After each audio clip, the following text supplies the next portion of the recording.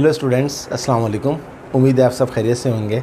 हमने second year mathematics के last lecture में एक्सरसाइज 8.4 का क्वेश्चन नंबर 9 कंप्लीट कर लिया था।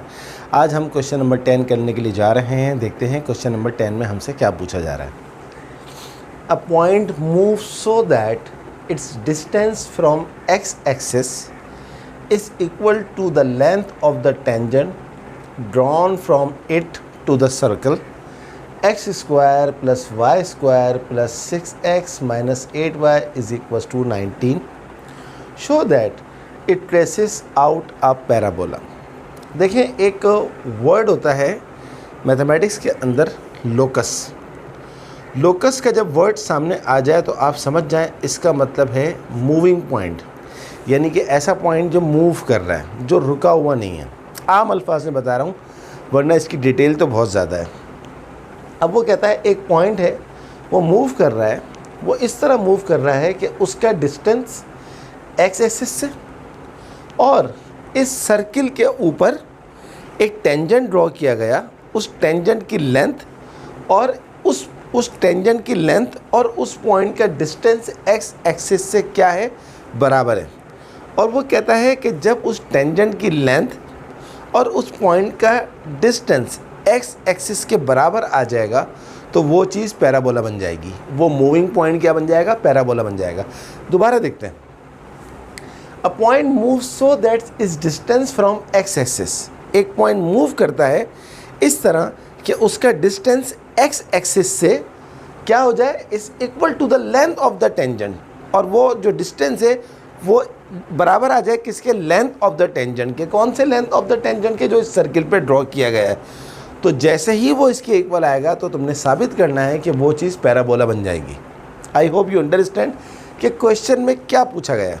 अब इसका सॉल्यूशन करते हैं। सबसे पहले हम ये करते हैं कि सपोज कर लेते हैं, क्योंकि उसने कहा है अ पॉइंट मूव्स, एक पॉइंट मूव कर रहा है। पॉइंट का मतलब होता है कोऑर्डिनेट मूव कर रहा है। तो हम सपोज कर लेते हैं कि let the moving point be x y. वो जो कोऑर्डिनेट है वो क्या है, एक्स वाई है। आगे चलते हैं। देखिए, ये पॉइंट हमने ले लिया x y. According to question उसने क्या कहा है, इस पॉइंट का डिस्टेंस एक्स एक्सिस से, ये एक्स एक्सिस एक लाइन है, तो इस पॉइंट का डिस्टेंस इस एक्स एक्सिस से उसको मैं कह रहा हूँ A P. A P is the distance from the point to the line. Line कौन सी है यहाँ पर, एक्स एक्सिस। अच्छा, the equation of x axis is y is equal to 0। ये बात आपको पता होनी चाहिए कि एक्स एक्सिस के ऊपर y के हर वैल्यू 0 होती है और y एक्सिस के ऊपर x की हर वैल्यू 0 होती है। तो ये कह रहा है कि x के एक्सिस के ऊपर y की हर वैल्यू 0 होती है। Therefore equation of x axis क्या बनेगी, y इज इक्वल टू 0। और y एक्सिस के ऊपर अगर हम कहें कि x की हर वैल्यू 0 होती है तो y एक्सिस की इक्वेशन क्या बनेगी, x इज इक्वल टू 0। लेकिन अभी बात हो रही है x एक्सिस की, तो x एक्सिस की इक्वेशन क्या होती है, y is equal to 0। Distance from a point P। अब हमारे को पता लग गया कि y एक्सिस की x एक्सिस की इस लाइन की, क्योंकि x एक्सिस भी एक लाइन ही है, इसकी जो इक्वेशन है वो है y इज इक्वल टू 0। तो अब हमने इस लाइन का और इस पॉइंट का डिस्टेंस निकालना है, उसको हम कह देते हैं d। तो यहाँ लिख दिया, the equation of x axis is y is equal to 0। Distance from a point P x y to the line y is equal to 0 is. याद रखिएगा स्टूडेंट, एक फॉर्मूला है पॉइंट का और लाइन के दरमियान डिस्टेंस d निकालने का, एक फॉर्मूला है। वो फॉर्मूला आपको याद होना चाहिए। वो फार्मूला मैंने यहाँ पर लिख दिया है उन तमाम बच्चों के लिए जिनको ये फार्मूला नहीं आता या उनको याद नहीं है, रिकॉल नहीं हो रहा। d is equal to a x one plus b y one plus c का मॉड, मॉड का मतलब है डिस्टेंस हमेशा पॉजिटिव होता है, अपॉन ए स्क्वायर प्लस बी स्क्वायर का रूट। सही है जनाब। तो ये हमारे पास फॉर्मूला किसका होता है, distance from the point to the line. अब सवाल ये पैदा होता है, ये ए एक्स वन क्या है, बी वाई वन क्या है और सी क्या है। देखिए, लाइन की इक्वेशन में x का जो कोफिशिएंट होता है वो a होता है, तो x तो इस लाइन में है ही नहीं, तो हम कह सकते हैं कि ये 0 है। सही है। और x1 क्या होता है, ये रहा, इसको एक्स वाई को हम बोलते हैं, इस पॉइंट को हम बोलते हैं x1 y1। तो x1 क्या है हमारे पास, x है, और a हमारे पास इस लाइन में x है ही नहीं, तो उसको हम 0 कह देते हैं। तो 0 dot x, dot means multiply, plus by1। b क्या होता है, लाइन की इक्वेशन में y का कोफिशिएंट। तो y का कोफिशिएंट क्या है, y के साथ में कुछ नहीं लिखा हुआ तो 1 लिखा हुआ है एक्सक्यूज़ मी, तो ये 1 आ गया। डॉट y हमारे पास क्या है, y1 हमारे पास क्या है, y, प्लस c क्या होता है, the constant term in the equation of the line. Line की इक्वेशन में हमें यहाँ पर सिवाय y के कुछ भी नज़र नहीं आ रहा, तो कांस्टेंट b क्या है आपके पास, 0 है, अपॉन a स्क्वायर। a क्या होता है, लाइन की इक्वेशन में कोफिशिएंट ऑफ x, x है ही नहीं तो 0 का स्क्वायर, प्लस b क्या होता है, लाइन की इक्वेशन में y का कोफिशिएंट, y है, यस, y का कोफिशिएंट क्या है, 1, तो 1 का स्क्वायर और रूट, ये फॉर्मूला आ गया। आगे चलते हैं, 0 इंटू एक्स 0 ख़त्म हो जाएगा, 1 इंटू वाई वाई 0 ख़त्म हो जाएगा, अपॉन 0 का स्क्वायर 0, 1 का स्क्वायर 1, 1 का रूट होता है 1, y upon 1 is equal to y. तो जनाब distance between the line y is equal to 0 to the point x y हमारे पास क्या आ गया, यहाँ मैं लिख देता हूँ y। और क्यों आया y, यहाँ प्रूफ भी करके दिखा दिया। डायरेक्ट भी लिख सकता था खाली देख के, लेकिन इस तरह ज़्यादा आपको ज़्यादा इजी फील होगा, ज़्यादा आसान लगेगा, क्योंकि बैकग्राउंड पता लग गया आपको। तो पहली चीज़ क्या आ गई, अ point move so that is distance from x axis. Point का डिस्टेंस एक्स एक्सिस से कितना आ गया, y, ये आ गया। अब हम चलते हैं आगे, length of the tangent. Length of the tangent अब हम निकालना है फ्रॉम पॉइंट, उस ये जो सर्किल है, इस सर्किल के ऊपर एक पॉइंट चूज़ किया एक्स वाई, उस पॉइंट के ऊपर टेंजेंट ड्रॉ किया, तो उस टेंजेंट की लेंथ कैसे निकलती है, बहुत ही आसान है। टेंजेंट की लेंथ निकालने के लिए आप सिर्फ ये करें, जो आपके पास इक्वेशन ऑफ सर्किल दी हुई है, डायरेक्ट इसको स्क्वायर रूट के अंदर डाल दें, ये लेंथ ऑफ टेंजेंट हो जाएगी। सर्किल की इक्वेशन क्या थी, x square plus y square plus 6x minus 8y, 19 को उठा के इधर ले आओ, माइनस 19, इसके ऊपर स्क्वायर रूट लगा दो, ये आपके पास आ जाएगा l। यहाँ पर l stands for length of the tangent. सही है जनाब, तो ये आपके पास लेंथ ऑफ टेंजेंट भी आ गई। अब अकॉर्डिंग टू क्वेश्चन उसने क्या कहा था, पॉइंट का डिस्टेंस एक्स एक्सिस से बराबर है किसके, लेंथ ऑफ द टेंजेंट के।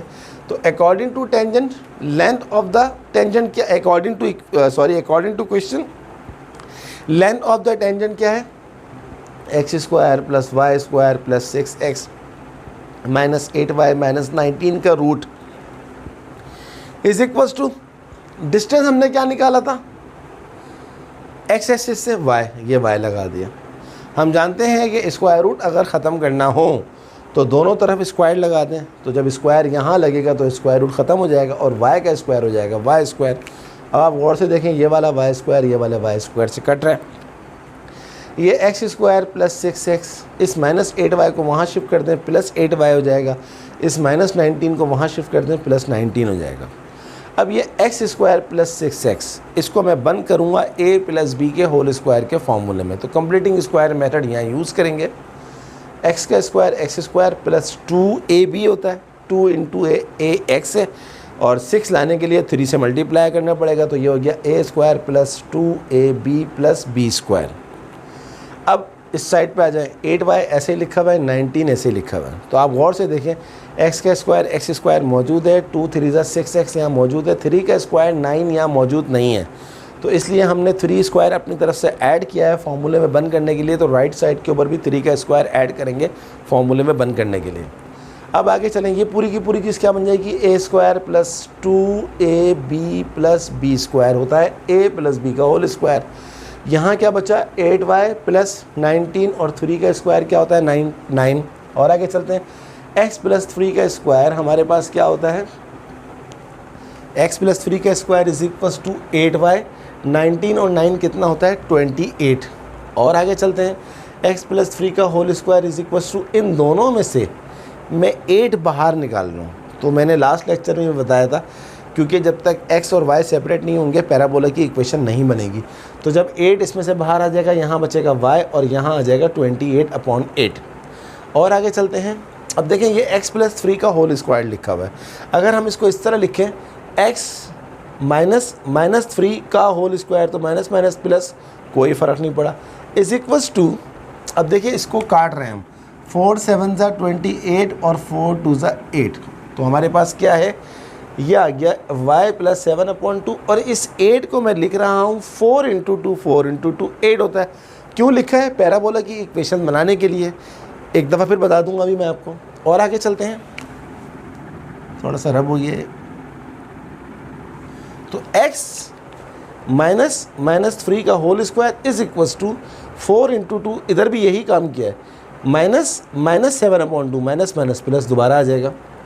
और ये आपके पास क्या बन गई, this is the required equation of parabola, जिसके वर्टेसिस क्या हैं, -3 - 7/2। स्टूडेंट्स याद होगा आपको एक्सरसाइज 8.1 में मैंने आपको बताया था कि जब वर्टेसिस 0 0 ना हो, h के हों, तो उसकी इक्वेशन क्या बनती है, या तो y - k का whole square is equals to 4a time x - h होती है, या फिर x - h का whole square is equals to 4a time y - k होती है। तो ये वो बन रही है x - h का whole square is equals to 4a time y - k। तो अब आपको जवाब मिल गया होगा। 8 को 4 × 2 में क्यों किया, इक्वेशन में 4 शो करना होता है। पैराबोला की इक्वेशन में 4 शो नहीं करेंगे तो वो 100% हमारा काम नहीं होगा।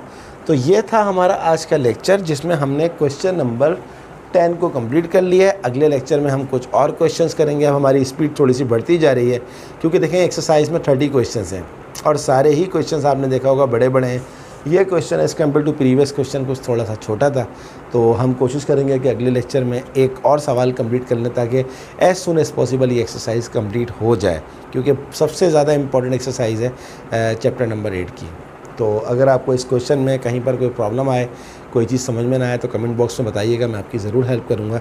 इसके साथ साथ स्टूडेंट, अगर अभी तक आपने मेरे चैनल को सब्सक्राइब नहीं किया तो ज़रूर सब्सक्राइब करें, बेल आइकन को ज़रूर प्रेस करें, मेरी वीडियोस को लाइक करने के साथ साथ अपने तमाम दोस्तों को जो आपके कॉलेज में पढ़ते हैं उनको भी, और जो दूसरे कॉलेज में पढ़ते हैं उनको भी शेयर करें। ओके स्टूडेंट्स, अगली क्लास तक के लिए अल्लाह हाफ़िज़।